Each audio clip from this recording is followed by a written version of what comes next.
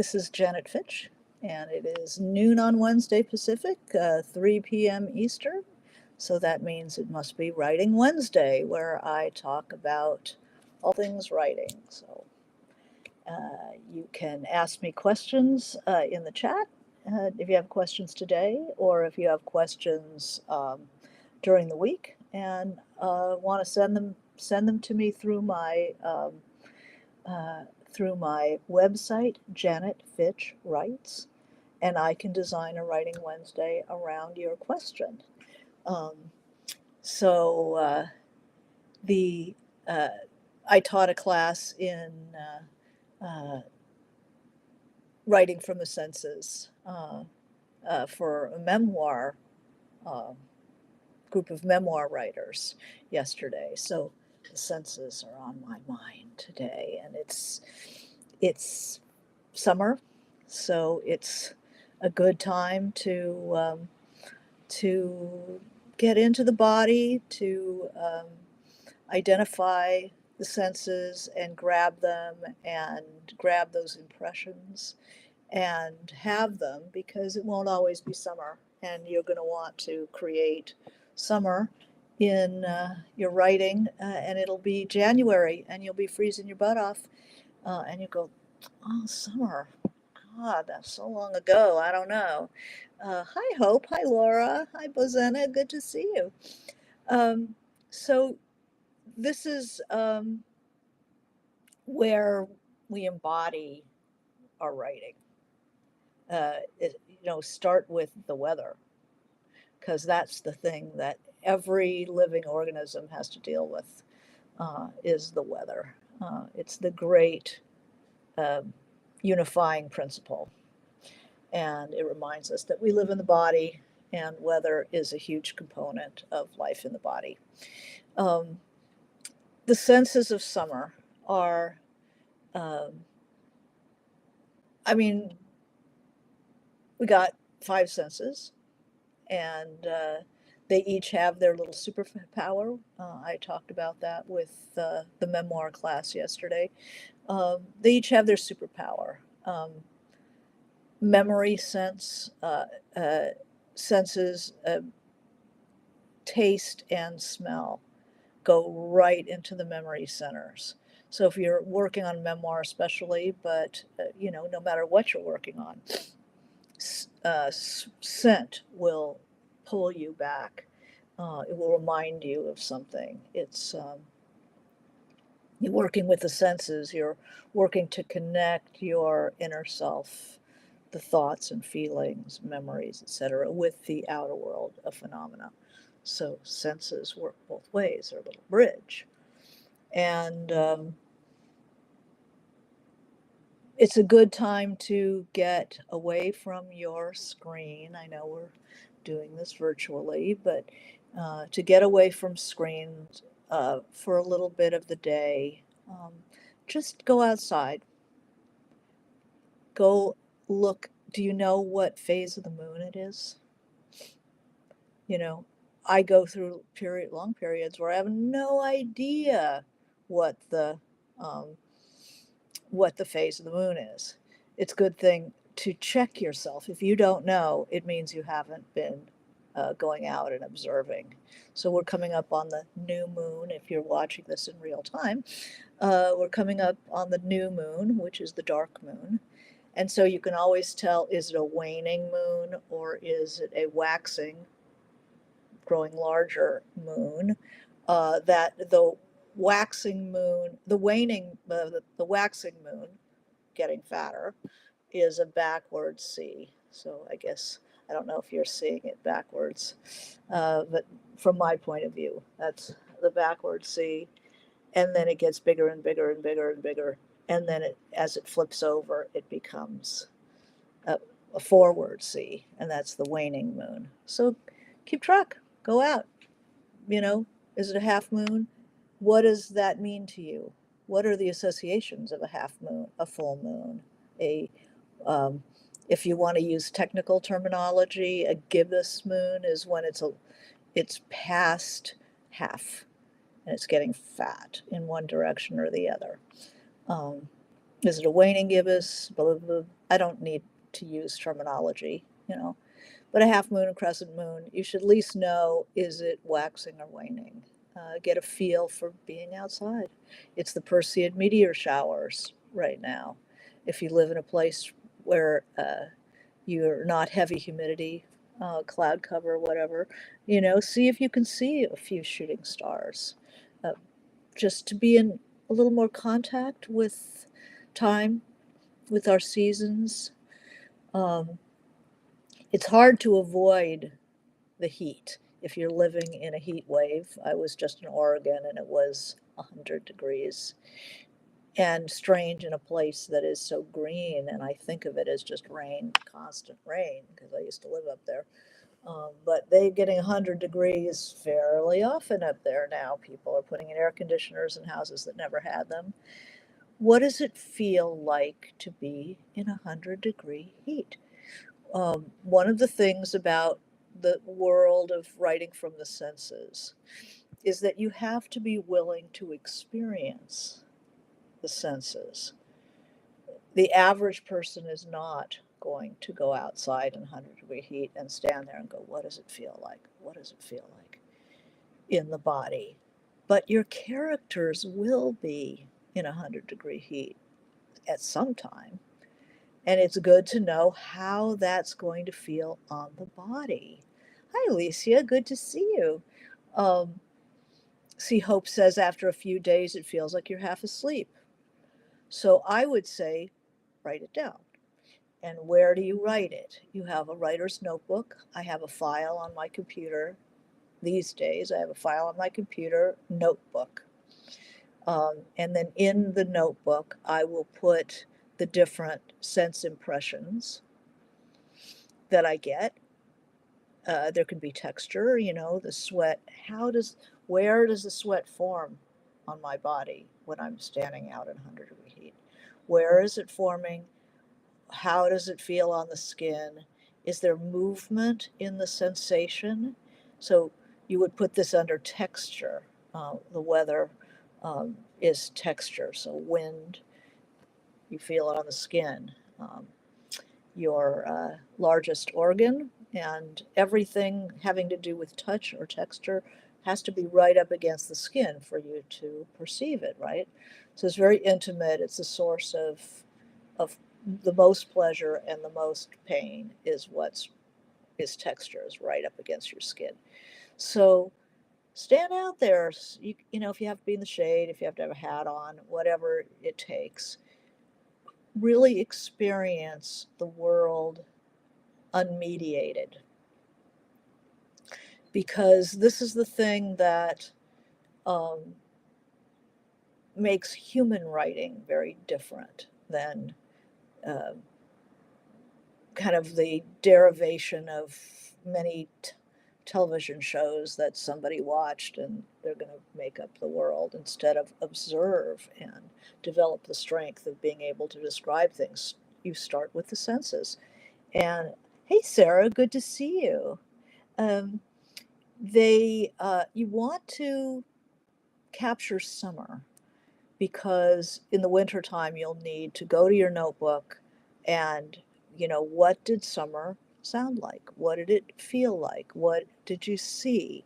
What, you know, I remember I have two notebooks. I have a weather notebook, and then I have a notebook of um, the senses individually. And sometimes a phenomenon, it will be in both places. But I was doing the weather notebook. I was up in the yard, summer day, and somebody had taken a washcloth or a rag that they'd wiped something down with, and threw it on my house goes up the hill. So throwing it on the roof is like at 4 foot height. And it was all crunchy. And I'd forgotten that things that dry too fast in the sun get crunchy. That's a real summer feel. Um, the bleaching of the flip flops that have been left out. You forget about that. What are the sounds of summer? I would say take 10 minutes at different times of day. Like one day do 10 minutes at on a weekday in the morning, and then do maybe 10 minutes the next day at sunset, and the next day at 10 o'clock at night. And list all the sounds you hear in 10 minutes.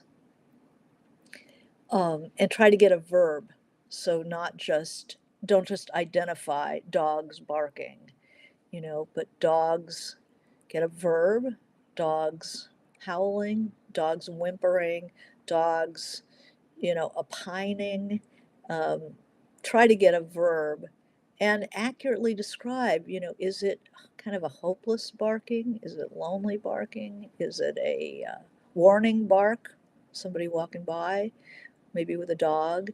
Um, what do you, and then, if you're doing the weather, if you're doing summer, if you're doing whatever this is, August, mid August, what do you see? What do you hear? What do you smell? What's the foods of the season? And really try to capture the moment. You know, Thirsty coyotes drinking out of, somebody's a puddle in the park, or um, butterflies, or whatever you're seeing. Just notice what you're seeing. What's blooming? I have a volunteer fig that grew. Some squirrel must have seeded it between my house and my next door neighbors, and it's huge. And these beautiful, like palm shaped, hand shaped leaves. Um, but the squirrels are half eating the figs and leaving them on the front steps, and they're gooey, and you can see the millions of little seeds in there. How humid is it? How hot is it? How um, how is there any breeze? And what do you hear? Um, this is the time of year where you might the birds are moving around. Um, what is the call of that? You hear the geese calling. They're going. I see them going from the lake to the river. Um, in their V's, and how many are there, and what does it stir up in me? How do I feel about it? Um, you can imagine, say, let's talk about sound, the landscape. If the landscape was music, what would it sound like? They say that Bjork used to walk to school and sing the landscape, the rises and falls in the landscape, as a piece of music. I tried that. I have a, there's a, I live in an area of LA with a reservoir, and of course people walk around the reservoir. And I said, well, what does the reservoir sound like? And I heard like a gong, almost like monks chanting. So it's almost a benediction, and no wonder people like to walk around it, because it's almost like the lake is praying for us. Well, that's me, that's my response to that question. But summer sounds different than winter. A summer morning sounds different than a summer afternoon or evening. Summer sounds different because windows are open. You're more likely to overhear conversations, the grinding of the air conditioners.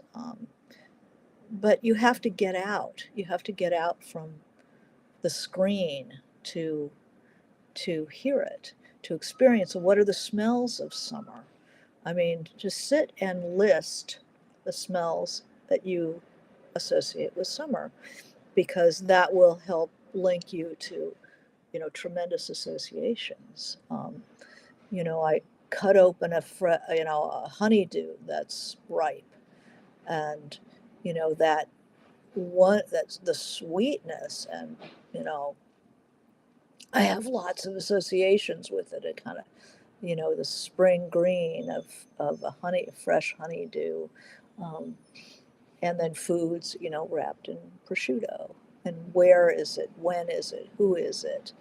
Um, I Never, I don't really eat a lot of sorbet. It's not my favorite, but it's my favorite in the summertime.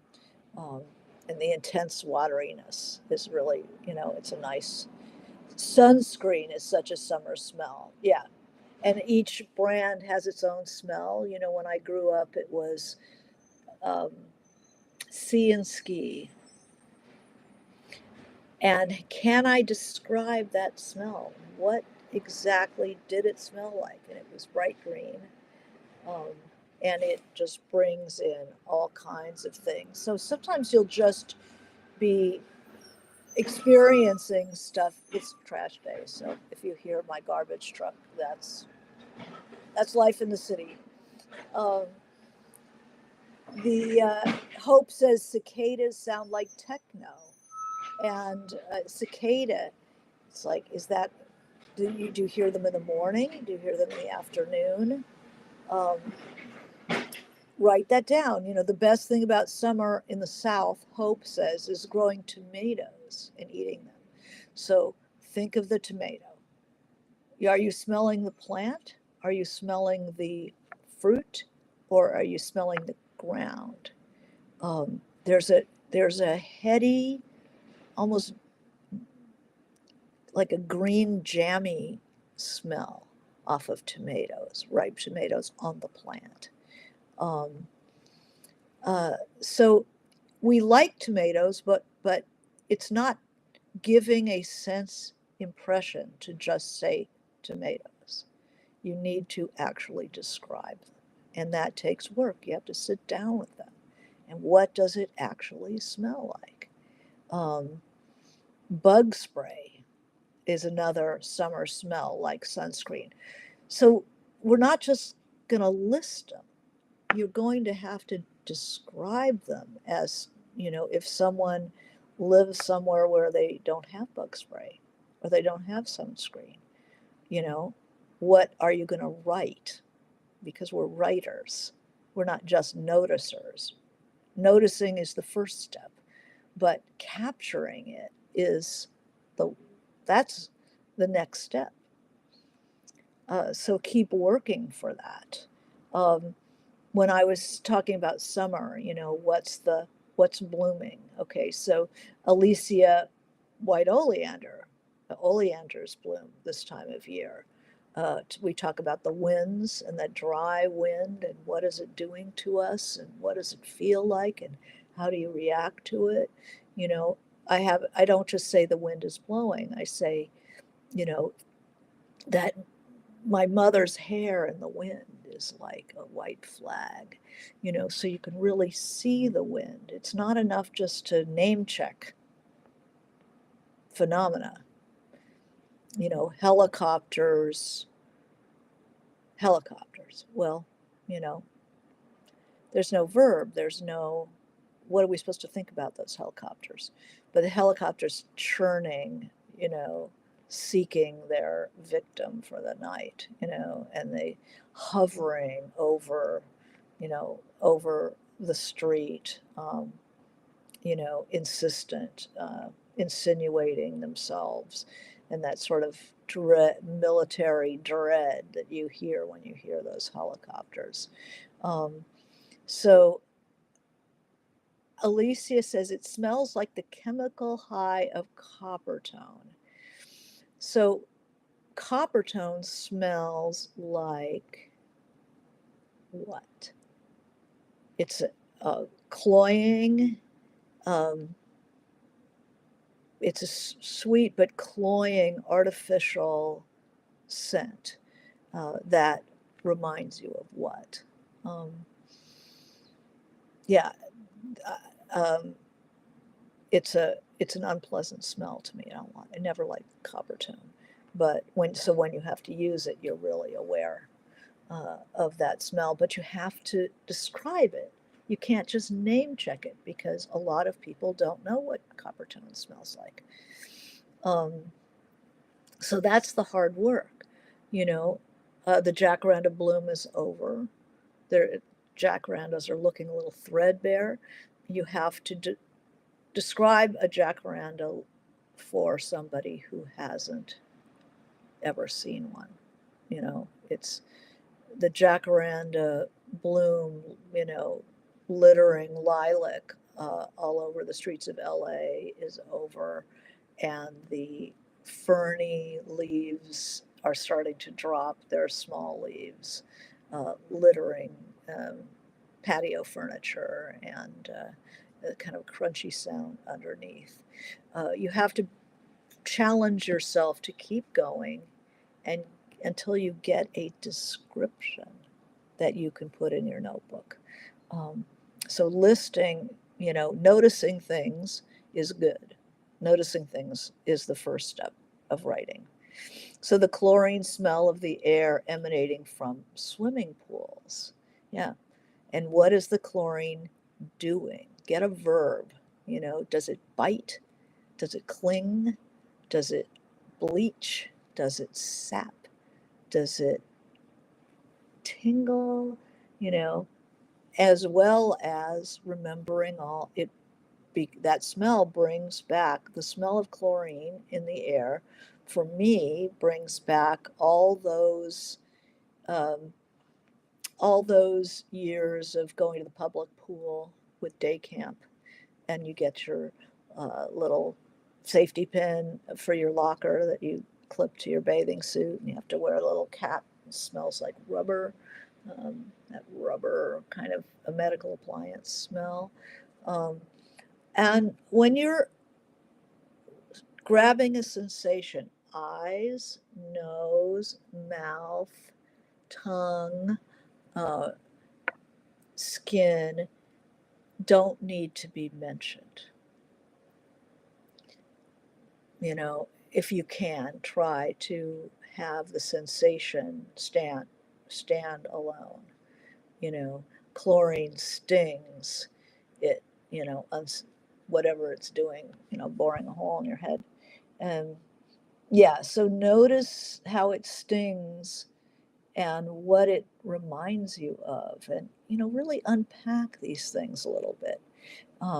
Very helpful in capturing summer. So I want to show you, this is my weather notebook.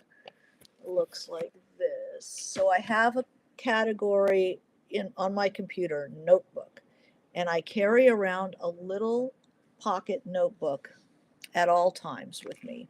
When I go for a walk, um, you know, a little notebook, flat. They come three to a package, and they're maybe 30 pages in there that I can put in a pocket or put anywhere, and a pen. When I am when I see something that I want to remember, because I will never remember if I don't write it down. That's my mental process. It has to come through my hand.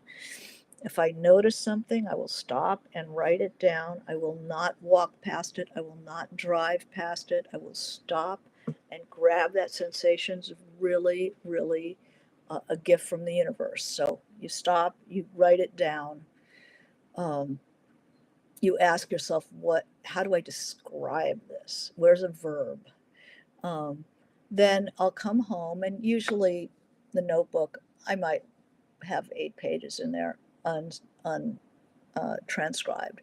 Then I'll take my notebook uh, on the computer, and I'll just um, add to a long list of stuff that's in there. Then I will, when I have a lot of stuff, then I'll start dividing them into the categories. So, for instance, I have a whole notebook that's just portraits and landscapes, but this is the one with the senses. And so it starts with, I go sounds. These are all sounds that I've grabbed. These are smells. Um, these are plants. There's textures, or you could call that materials, but I like textures better. Um, um, and this was pre-computer, so I have to tape things in. The glue is coming off. Um, So I'll go through that big list and I will separate into categories: smells, sounds, textures, including weather, uh, textures, light, which is the visual, and what did I leave out? I don't remember. Anyway, and I'll chunk them in on my computer in my notebook file. And then when I have like a full page of them, I will print them out and put them in my 3-ring binder, you know, scents, sounds, etc. And then I have other things that I write about: plants. Uh, I have like street life because that interests me. If I see something interesting, street life, I have a whole section on that. Things that I've seen. Um, I'm interested in children when I see people interacting with children or what children do. So I look at my categories, I chunk them out on that notebook uh, file, and then I will print them out and 3-hole punch them and put them in notebooks. Because I like to take these notebooks and just read them. And the practice of capturing and writing down, finding verbs, finding associations, and putting them in a notebook is will strengthen your attachment to the physical world. You will start noticing more. You will find it easier to describe things because you're in the system now. You're starting to do it on a regular basis. Um, let's see what's got here. The whine and itch of mosquitoes. Yeah, that's good. We've got West Nile here. Yeah, so you think about that. Um, Sarah says, did any other writer inspire this practice, or did you originate it yourself? Um, boy. Well, I was in a writer's workshop where definitely um, I was challenged when I'd say, helicopters or whatever. People would say, I would be drawn to task for not describing, just naming. Um, that a sensual world was something that people liked about my work. And so when I was teaching, I was like, how do you teach description? Well, you break it down into the senses and what each of them can do for you. So it's more my practice, I think. And Sarah says also an urban section in hers. That's very good. Um, so summer is like, how would you describe summer if you're putting it in a story or you're putting it in a novel? Something happens, say, in a park, and you're not just going to have people swimming around in mid-ocean, that you're going to want to embody the experience so that the reader, who is usually stuck in the house or stuck in the office and driving in a sealed car and goes home and watches screens, um, and maybe reads your book, um, that it reattaches them to the world. So here I am, I've got a scene, maybe a breakup scene in a park. I not only want to do the breakup scene, but I want to make sure that I create the park that it's in and maybe see people. Maybe the park is we have Griffith Park, a large urban park here in LA. And there's a carousel. So maybe I'll do the carousel as a really nice juxtaposition to a breakup, is a bunch of happy people on this classic carousel. I'd want to capture the music. What is it? What are they playing? What does it sound like? What are the if you aren't musical, it's really good to use the terms of music to describe all kinds of things. It doesn't have to be music. It can be the sound of somebody dragging a cart full of junk down the street and the percussion of the wheels and the tintinnabulation of the bells, bells, bells, the sounds of the jiggling cans. Um, have you ever copied other authors' descriptions as inspiration? Um, Not in my notebooks, but in my journal, I would, um, because I don't want to borrow their observations. I want to um, have, use my own. So yeah, be inspired, but know that you didn't write that. This is the hard work where we're not quoting Virginia Woolf. We are Virginia Woolf.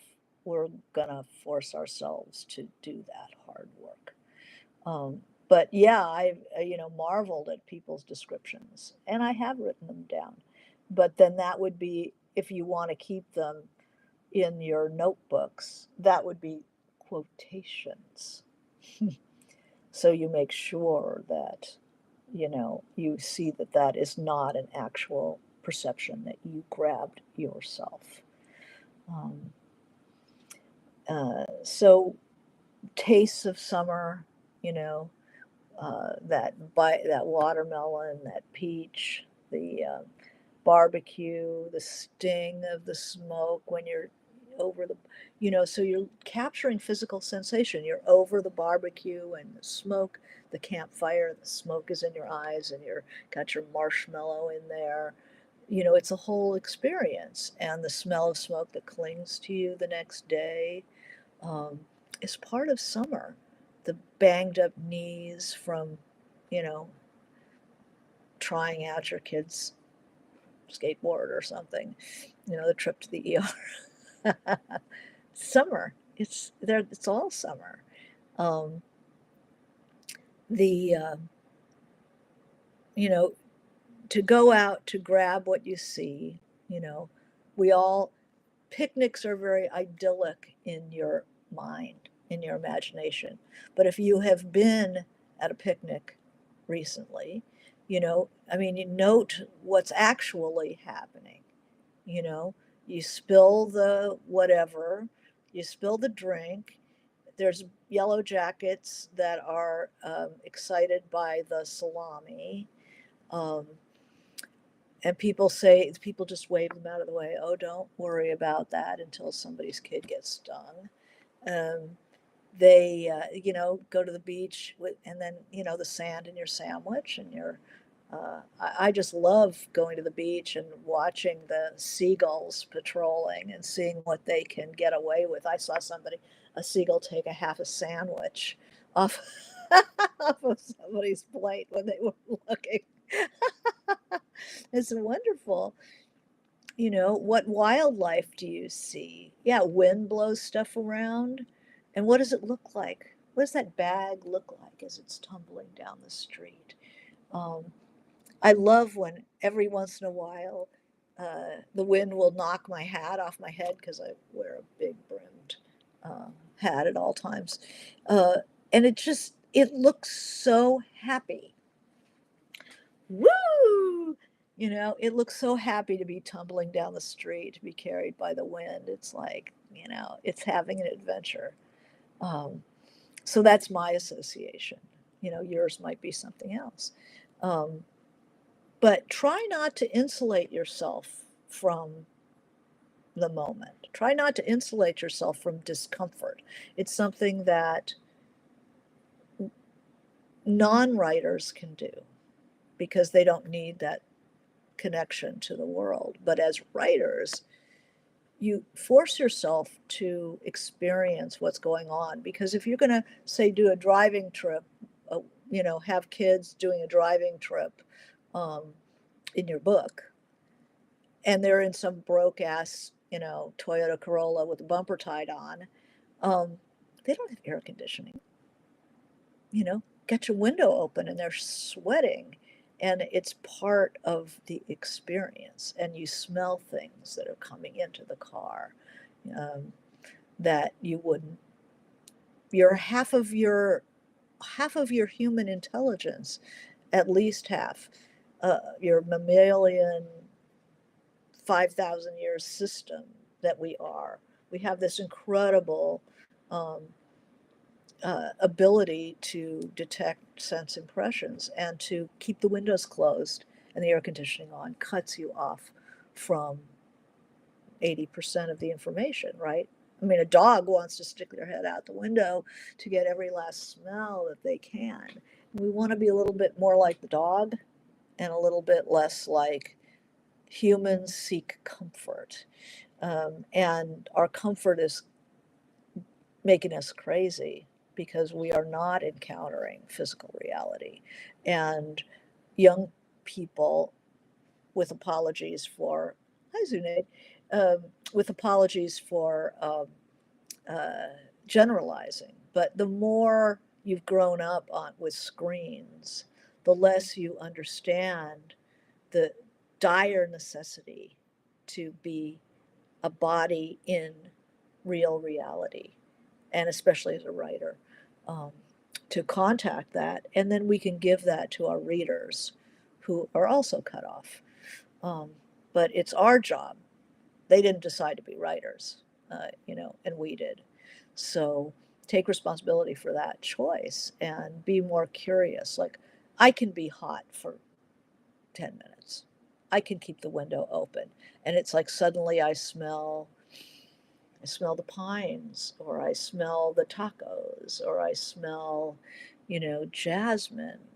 You pass by jasmine, or you're walking, and you hear, there's sounds that sound different from a distance than they sound close up, like somebody playing piano as I'm walking down the street is the most beautiful sound in the world. Whereas if I'm the neighbor and I have to listen to that kid practicing day in and day out, I think it's the worst sound in the world. Um, so there's notice how you're perceiving things as you perceive them. Um, so Sarah says, anybody else observe things while driving and have to leave yourself deranged sounding voice memos? That's good. I actually will pull over and write it down. Voice memos are good. Those little recorders, if they still make them, I use that. Um, just whatever you can do to capture instead of drive by. Don't just drive by. Try to capture it.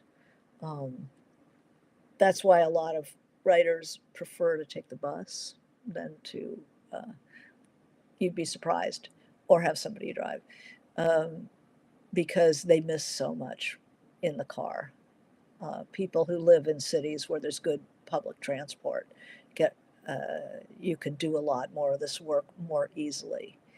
But try to stop and say, what does it remind you of? Where do you go with that? Um, Zunaid says, there was a news story that broke out somewhere this week about a bookstore chain that's opening more stores because young readers are buying more YA literature. They're craving a break from the screen. Yay! Well, that's good.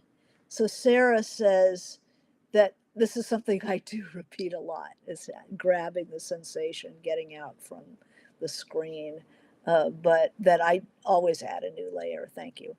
Um, yeah, I was teaching this short. Um, it was an hour with the memoir group. If anybody is here from the memoir group, that was really fun.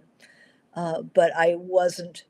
Uh, I was aware of the brevity of time that I had to cover a very large subject.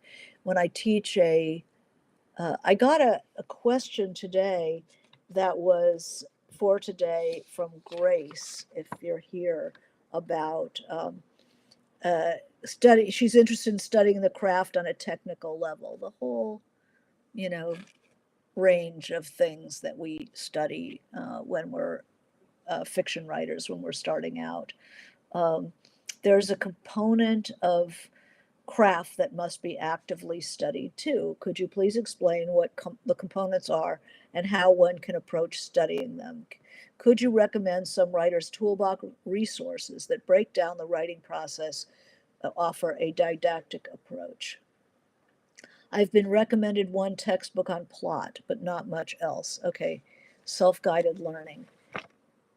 When I teach a 16-week class, I spend the first 3 weeks on the senses. I start with taste and taste and smell, which are the most primitive and the most evocative for memory.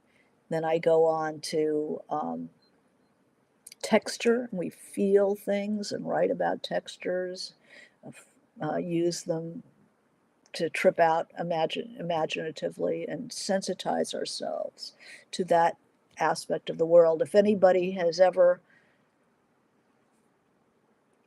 uh, has ever lived with somebody who the furniture is all like grandpa furniture, it's the dead Barcalounger and the horrible couch. But if you approach it from the point of view of tactility of the body, texture, comfort, those are comfortable furniture. That's comfortable furniture. It's beautiful on the tactile level. And we live in an Instagram age. We live in it's more and more and more and more visual. And so we forget that there's a difference between how things look and how things feel. And being creatures in bodies, um, we can't forget that the huge component of life that has to do with texture, comfort, how things feel on the body. Um, I had a friend who moved into the apartment building that her boyfriend was living in New York, and he's an architect, and his apartment was so beautiful, but hard surfaces, very little in the way of upholstery, no carpets, and then she moved in next door, and she had the couch and the comfortable chairs and the upholstered this and the rugs and stuff. And guess where they spent like 90% of their time? In his beautiful, beautiful, beautiful apartment? No, they spent all their time in her apartment because it was comfortable. And so it would be good to, put yourself in a situation of a place that is beautiful and then pay attention to the physical sensations of being there, the body, the texture sensations of being there. Sit on the floor, be like little kids and touch everything, uh, explore your own environment that way, be a little bit more aware, like touch tree bark. Really try to describe the difference between the persimmon tree and the jacaranda and the pine and so forth. Uh, Puts you back in touch. So Sarah says, I feel like my cats know my furniture on a tactical level much better than I do. Yeah, so be a cat. Where would you curl up? And she said, like Kolya's apartment, this is one of the lovers in Chimes of the Lost Cathedral, and the Revolution of Marina M. That apartment was very sensual, and so that you can use that in your work if you start being aware of it. So if I'm teaching a 16-week class, I start with the senses, 3 weeks. And then I go into, let's see, what's my order? Um, let's see, it's easy enough for me to look it up because this is a computer. Imagine. So I'm going to look for syllabus. See if I can find the syllabus for that class. Syllabus.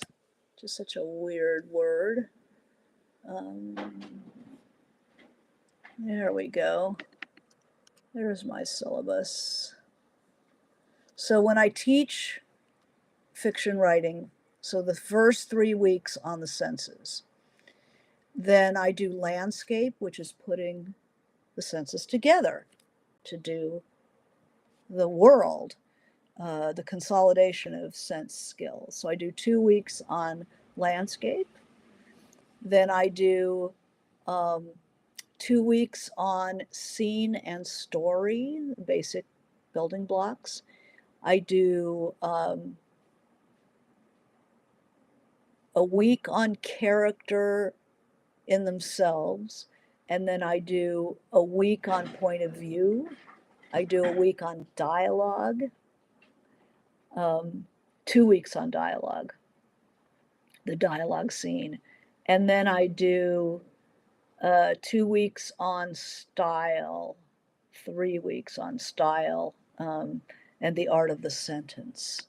So, Grace, if you're watching, that's kind of the breakdown. And so I always start with the senses. I think we should always start with the senses because that's the thing that makes our stuff live. All this other stuff happens in a world. And it's very interesting for me that place is extremely important to me in my writing. I I've been looking for a character in something I'm writing right now. And I have tried all kinds of characters, but it wasn't until I pictured not only the person, but where they live, what their neighborhood is, then I could see them. I saw their daily movements. I saw the sights that they would see. And sometimes you can stalk a location. I don't know, all these sense impressions that we're talking about. If you have a character who lives in a certain neighborhood, go to that neighborhood and sit in your car and pretend you're, calling the babysitter if you get, nervous about being seen hanging out.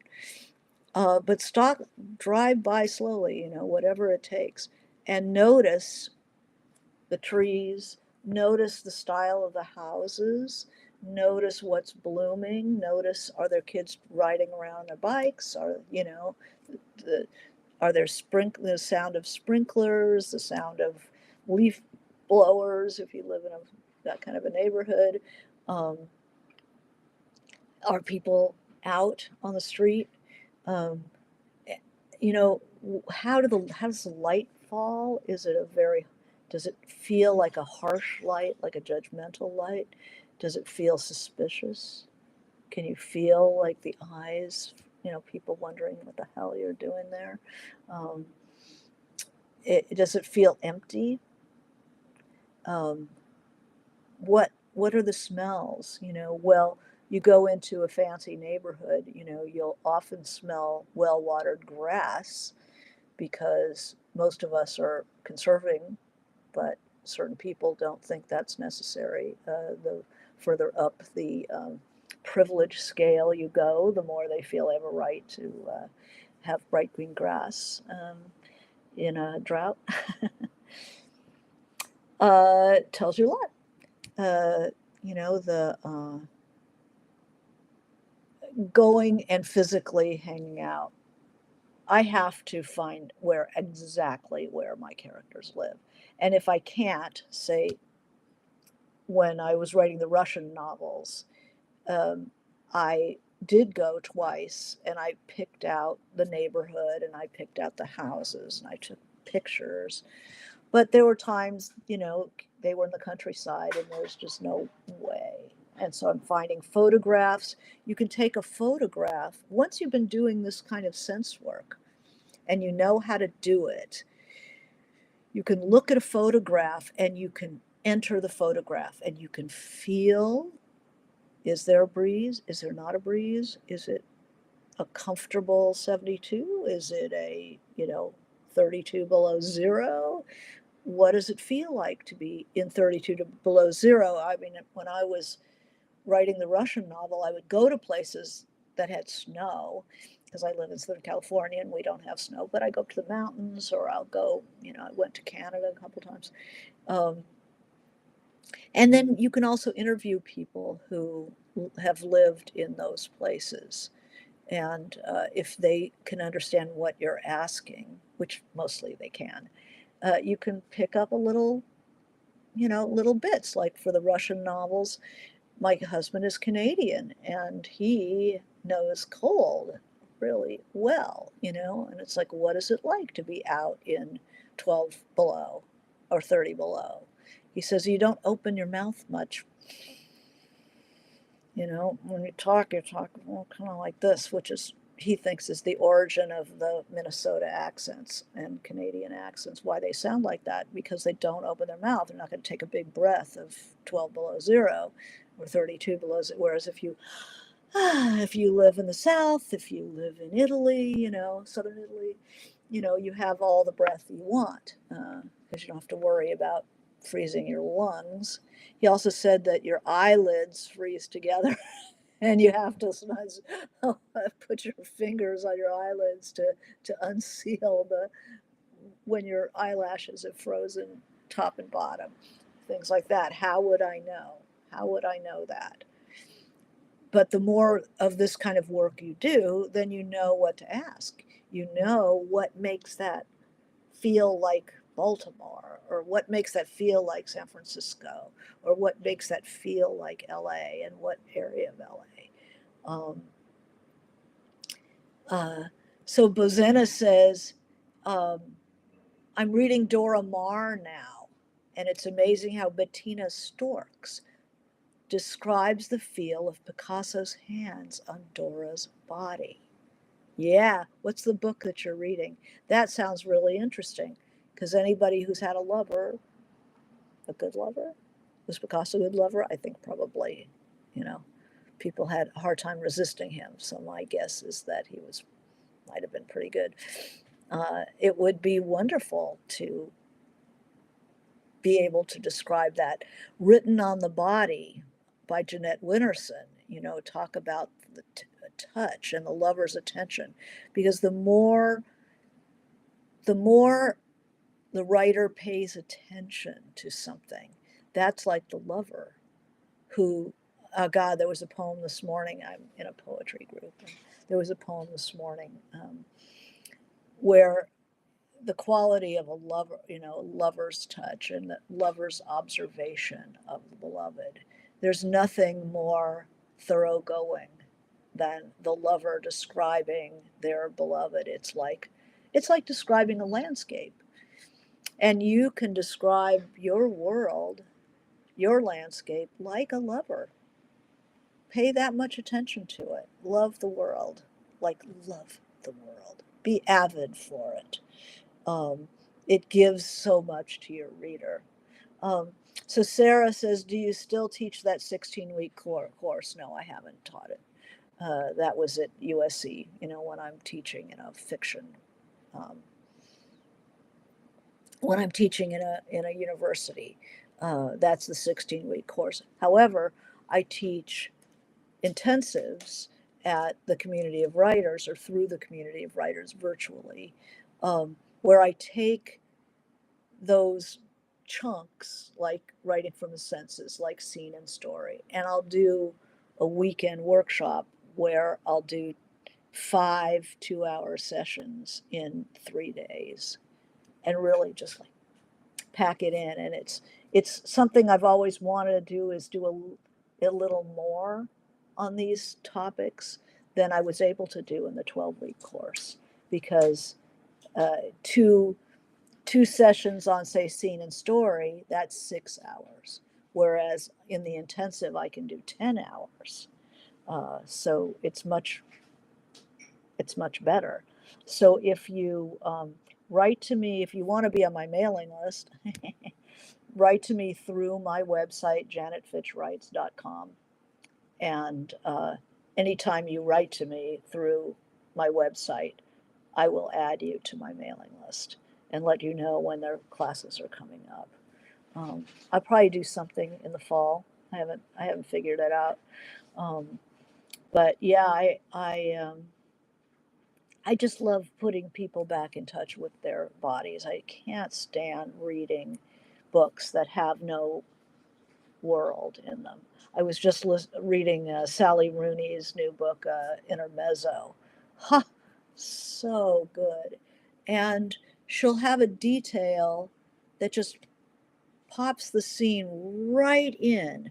Um, they're just small details. It's not We're not talking about paragraphs of description of the weather. You can do that if you want, but just a brush stroke brings it home. If you can make the reader sweat a little bit in the heat, or the scratchy clothing that your protagonist bought at the Goodwill thinking that it was going to look good, and it's just like, you know it's it's it's that sensual detail that allows the reader it, to be in the body of your character, so they're not looking at your book, they are in your book. Physically, they are in your book. So, you know just always keep the senses alive. I know there's wind right now because I can hear my wind chimes from my deck, and they're deep. It's like baritone wind chimes. They're big. There's I can't show you because, but the bells are like 3 feet long, and it has such a beautiful voice. This, all alto or baritone voice, and I can hear it with the wind. So I can hear it's like the voice of that deck.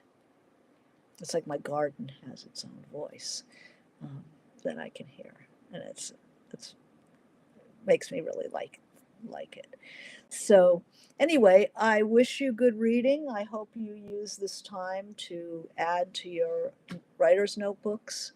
You will live and die by those notebooks, I'll tell you. All right.